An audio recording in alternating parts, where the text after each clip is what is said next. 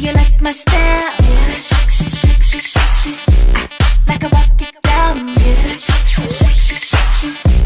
You can work me out. Hey everyone, it's your girl Numi 2004, also known as D Princess 28. I'm coming at you today with a trimming tutorial. For the most part, my ends do look pretty neat. I haven't been flat ironing my hair as often, and I think that really has contributed to the overall health of my ends. But I still believe in trimming your ends periodically. This will make 12 weeks, so about 3 months since the last time I've trimmed my ends. You know, you can do it however often you feel is necessary for you. When I was straightening my hair as often as once a week, I was keeping my ends trimmed as often as 4 to 8 weeks. But like I said, since I haven't been using heat as often and I've been just playing with my natural styles, I don't feel the need to trim my hair as often. So we all know why it's important to trim our ends, ladies. We all know about split ends, the dangers of split ends, and how they can lead to breakage. But another thing that I found is that if you're a curly haired lady, and if you do have curly hair, maybe you too can attest to this, I found that just having clean ends even helps with the curly styles, because a lot of times, you know, our curls get intertwined and wrapped around each other. But if you have split ends, and those split ends just get all even more tangled. So I find that I have less tangles when I have clean ends, and that's even when I'm wearing my hair curly. So for the purposes of this video, this is going to be more so of a demonstration than it is a tutorial, because I really need to concentrate and take my time when I trim my ends, and I suggest if you're going to do this at home that you do the same. But I do want to basically just show you my technique. Now, I'm not saying that this technique is for everybody. This is something that I have researched. In fact, if you look in the info box, I have placed a link to the specific blog post that I wrote, and in that blog post I've also included links to other sites so that you can see that I didn't just pull this technique out of nowhere. This is something that I've seen stylists do, and I've read about it when I was trying to find a technique for myself, and this is something that just always made sense to me, and that's why I stick to it. I stick by it.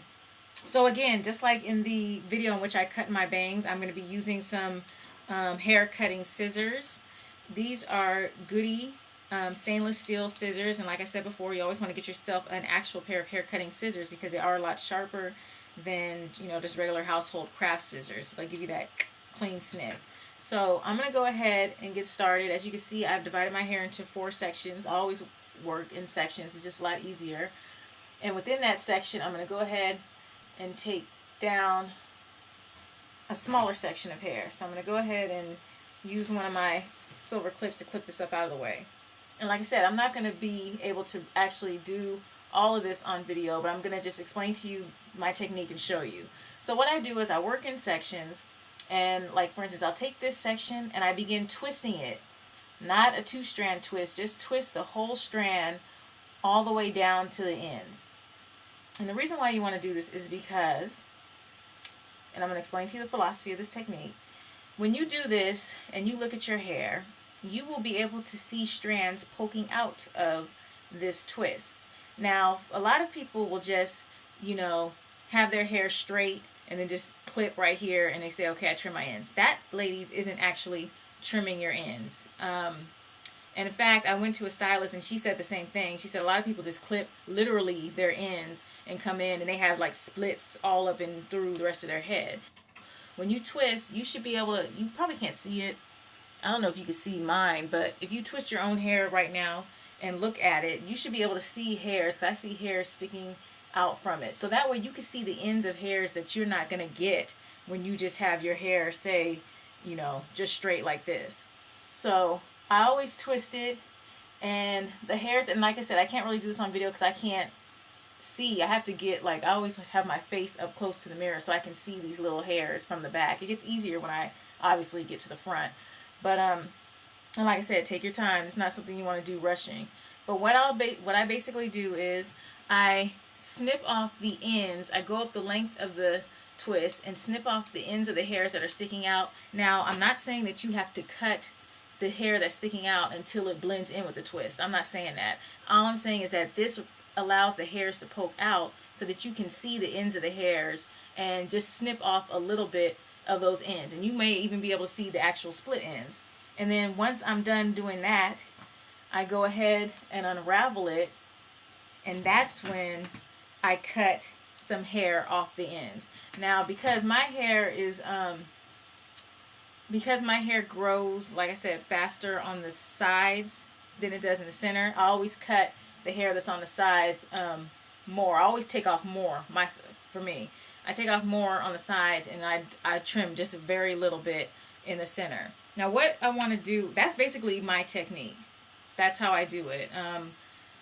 And what I'm going to do is I'm going to post before and after photos, because the main thing I want to stress is that trimming your ends should not be a traumatic experience. I think a lot of women who are so anti trimming their ends have basically been victims of scissor happy stylists. If somebody says we're going to take, oh, let me just trim 3 inches off. 3 inches is way more than a trim. That's a cut. I'm going to go ahead and get started, and I will come back. Okay, you guys, I just want to show you real quick what I mean by how I cut my hair shorter on the sides and I do in the center.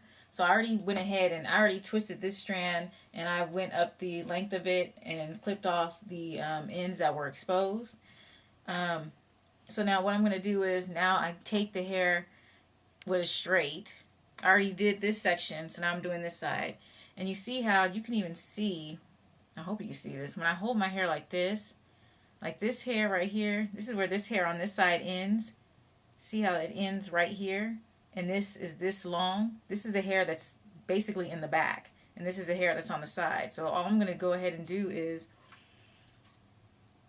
trim just a little bit off that, because I don't want to make that any shorter than what it is. But this, all this can go, because this is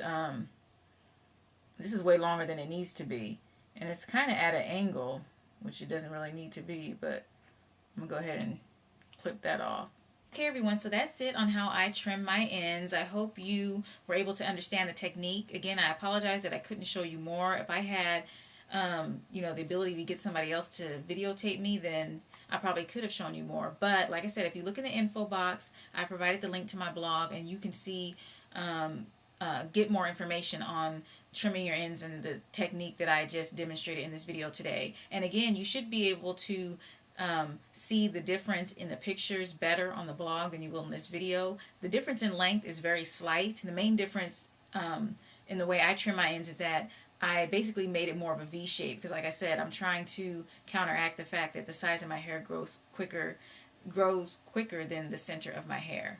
But and then another thing I just wanted to address real quickly, some of you have sent me messages and asked me, should I trim off a ½ an inch? Should I trim off, you're asking me specific lengths, and I want to say, fine, whatever works for you.